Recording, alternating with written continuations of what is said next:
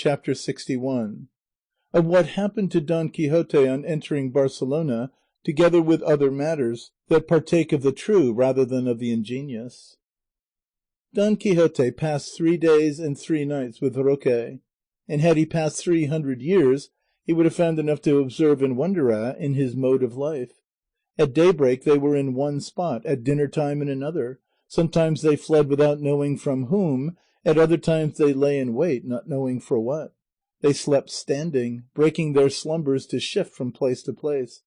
There was nothing but sending out spies and scouts, posting sentinels and blowing the matches of harquebuses, though they carried but few, for almost all used flintlocks.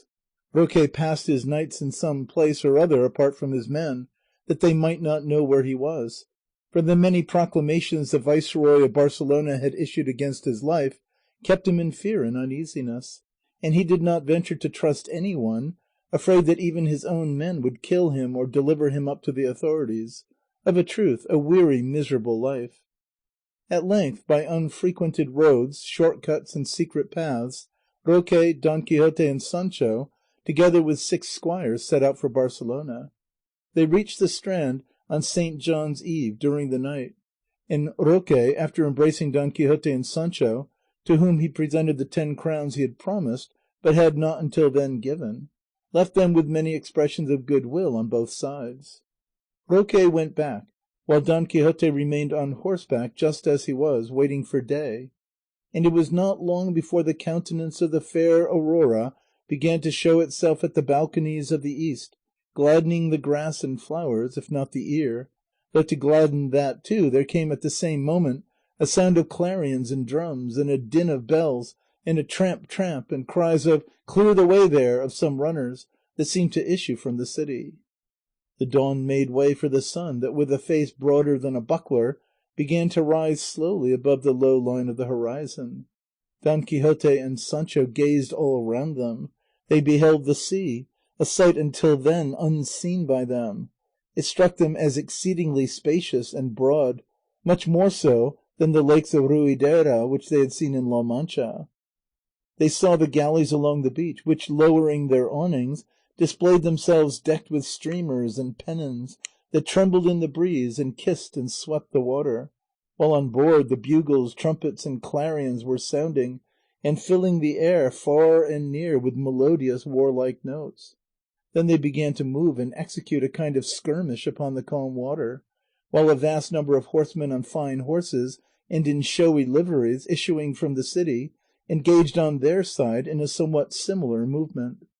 The soldiers on board the galleys kept up a ceaseless fire, which they on the walls and forts of the city returned, and the heavy cannon rent the air with the tremendous noise they made, to which the gangway guns of the galleys replied. The bright sea, the smiling earth, the clear air, though at times darkened by the smoke of the guns, all seemed to fill the whole multitude with unexpected delight. Sancho could not make out how it was that those great masses that moved over the sea had so many feet. And now the horsemen in livery came galloping up with shouts and outlandish cries and cheers to where Don Quixote stood amazed and wondering.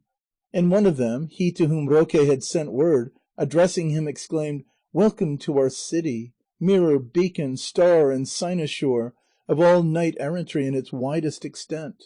Welcome, I say, valiant Don Quixote of La Mancha, not the false, the fictitious, the apocryphal, that these latter days have offered us in lying histories, but the true, the legitimate, the real one that Cide Hamete Benengeli, flower of historians, has described to us." Don Quixote made no answer, nor did the horsemen wait for one, but wheeling again with all their followers, they began curvetting round Don Quixote, who, turning to Sancho, said, "These gentlemen have plainly recognized us. I will wager they have read our history, and even that newly printed one by the Aragonese." The cavalier who had addressed Don Quixote again approached him, and said, "Come with us, Señor Don Quixote, for we are all of us your servants and great friends of Roque Guinart's." To which Don Quixote returned, "If courtesy breeds courtesy, yours, Sir Knight, is daughter or very nearly akin to the great Roque's. Carry me where you please. I will have no will but yours, especially if you deign to employ it in your service." The cavalier replied with words no less polite, and then, all closing in around him, they set out with him for the city, to the music of the clarions and the drums.